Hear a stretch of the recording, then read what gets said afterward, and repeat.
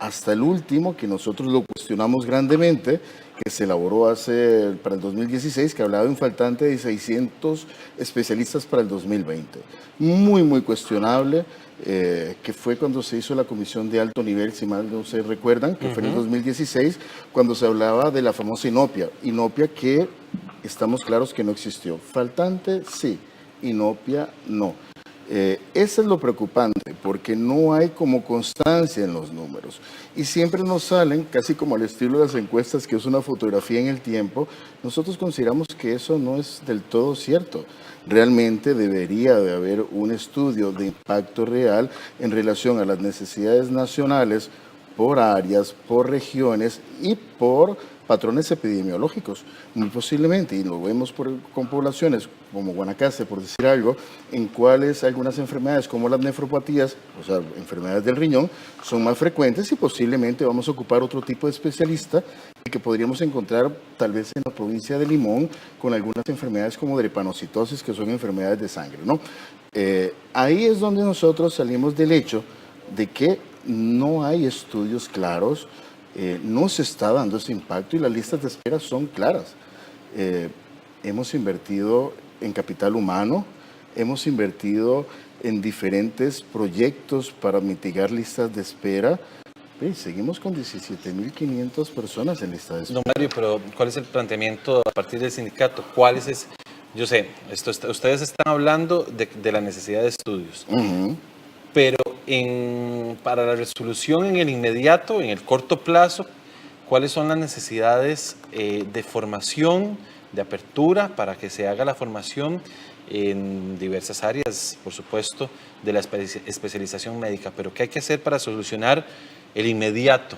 Ok, vamos a ver. El inmediato lo tenemos estabilizado, no solucionado.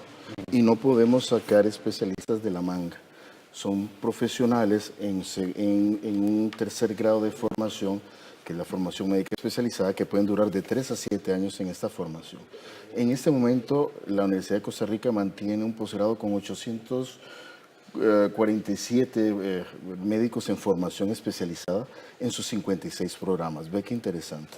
Y tenemos un incremento que viene desde el 2015 hasta el corte del 2007, que ha sido 2015 192, más o menos, vamos a capela. Para el 2016 se subió a 200 y recordemos que en el 2016 fue cuando se hace la comisión de alto nivel, ¿no? Aquella comisión que fue convocada por el Colegio de Médicos y Cirujanos, que participó la Caja Costarricense de Seguro Social, que participó el Ministerio de Salud y en ese caso los 3 sindicatos médicos más grandes, Sindicato Nacional de Médicos Especialistas, Unión Médica Nacional y Ciprosimeca. Fueron 5 o 6 sesiones en las cuales en la última sesión la Caja rompió quórum, así de fácil. Nos siguió llevando representantes. Lo único que fue bueno es que logramos hacer presión para incrementar cantidad. El último corte, que fue para el 2017, se incrementaron a 265 ingresos. Eso está bien. Entonces, anuales. Claro, ahí es donde vos comenzás a decir, bueno, si es que necesitamos estar dándole seguimiento a la institución con el gobierno que esté de turno, para que garanticemos que sea en cantidad y cualidad de este recurso médico especializado, tenemos que estar ahí.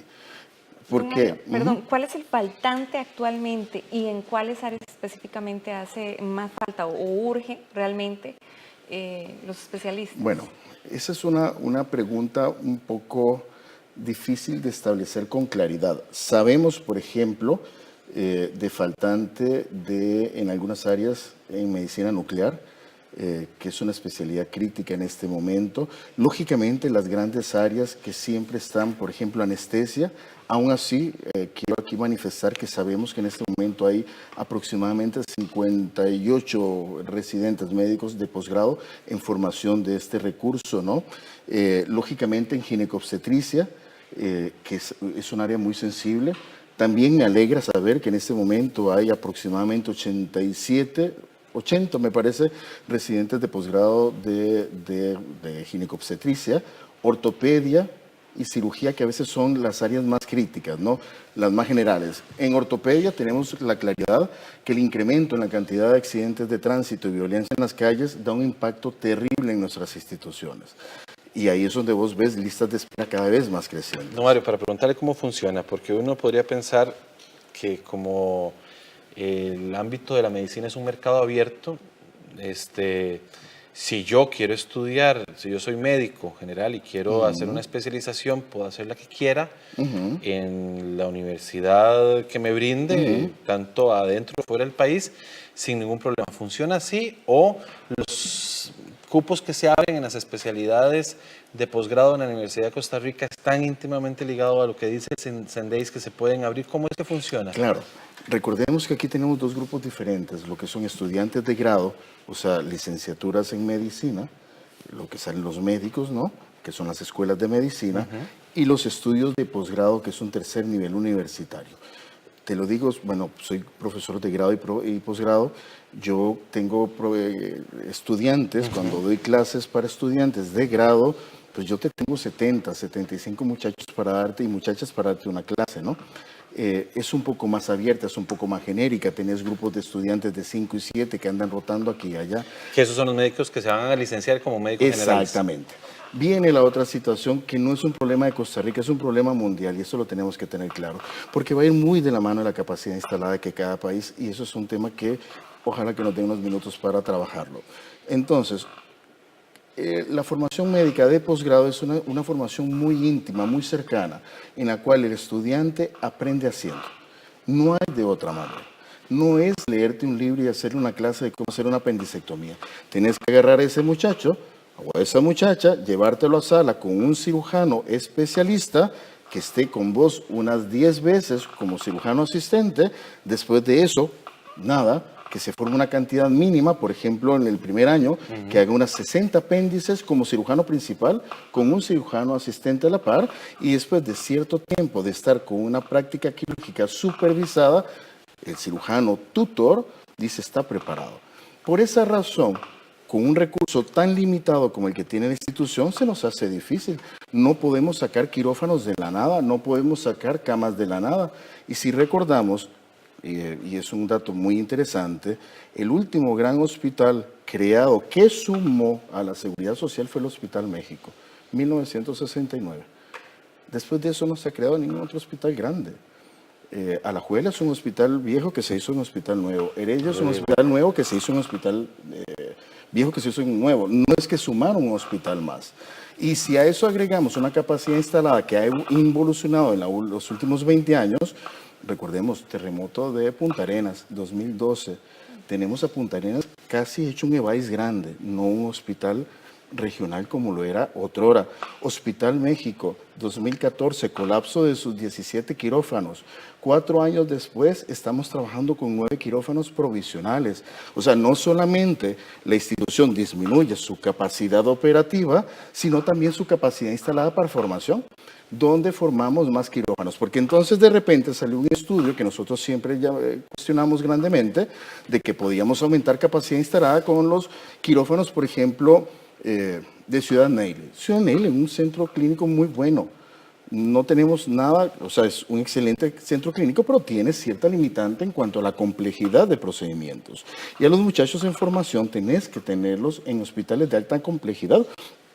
Puedes rotarlo, como ya lo estaban haciendo en la Universidad de Costa Rica, en hospitales periféricos para aumentar menaje, como ahora es en Alajuela, como puede ser en Heredia, como puede ser en Cartago, o los programas de medicina familiar que se han hecho en Guanacaste. Pero como vos ves, bajo ese parámetro, no se pueden hacer grandes cantidades porque es un entrenamiento casi de mano a mano. Y hay una problemática estructural. Exactamente. Que es muy difícil de cambiar. Pero entonces, ¿cuál es la solución para que tengamos no solo mejor formación, sino más formación y más cantidad de médicos especialistas? En cuanto a más formación, veo un número que fue interesante. Ahorita te dije que hablábamos de 260 cupos para el 2017. Si a eso le vamos a sumar un quinquenio, estás hablando de 1.250 especialistas en formación cada 5 años. Pues eso es un número grande. Recordemos que para el último corte no lo tenemos el del 2016, que se hablaba de 6.100 150 médicos entre residentes, médicos generales y especialistas que tenía la caja contratados, ¿ok? De esos 2.300 son especialistas. Eso implicaría que bajo este proyecto de mantenerse con una formación similar a esta, podríamos tener una formación del 100% cada 10 años. O sea, realmente, siempre y cuando se cumpla mantener cifras adecuadas, se podría resolver. ¿Cuál es el otro problema que tiene la institución? Distribución de recurso médico especializado. Muchas ocasiones hemos visto que se mandan especialistas a áreas que no tienen una capacidad suficiente para dar un impacto. ¿Qué haces con mandar a un oftalmólogo si no le das todos los insumos necesarios? Exactamente. Ese por un lado. Y otra cosa muy, muy seria, retención del recurso profesional. El recurso más valioso que tiene cualquier empresa es su recurso humano. Y cuando hablamos de medicina son recursos de enfermería y con recursos médicos altamente especializados. Entonces, son recursos que se duran 10, 14 años en formar para esa atención. Y de repente hay un ambiente laboral que no es el óptimo y que no está logrando mantenerlos. Y ojo, se ha dicho que los salarios de los médicos, y yo todavía estoy esperando dónde están esos otros 10 millones de pesos que no me están pagando a mí al mes, son muy abultados. Cosa que no es cierta. Bueno, no es malo el salario, no es abultado y aún así no se está reteniendo. Hay algo que nos está sucediendo. Realmente la Caja Costarricense de Seguro Social en este momento resulta no ser un buen patrono. Don Mario, este contexto que usted nos está explicando implica un gran reto para la próxima administración en temas de salud. O sea, hay muchas cosas que arreglar. Para poder solventar el problema de los especialistas, primero se debe solventar la parte económica, el equipo. Vamos a ver, sí y no. Lógicamente la institución tiene una situación económica que sabemos que está en evolución positiva, por dicha. Eso estamos claros, pero no la ha solventado completamente. Costa Rica tiene una situación de diagnósticos en abundancia. Yo creo que la mayoría de nosotros conocemos la problemática del país. Creo yo que la mayoría de los profesionales que trabajamos en la seguridad social y en la empresa pública son gente de gran valor, de gran valía y de un servicio, un instinto de servicio al público.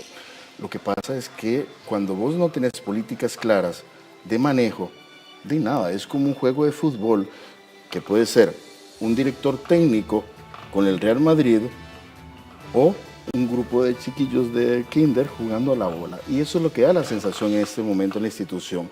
No hay un norte adecuado y se están gastando miles de millones de colones en programas que no tienen impacto, con listas de espera que se manejan en una computadora portátil por una unidad técnica de listas de espera, en una computadora portátil que se perdió hace un tiempo y luego se recuperó.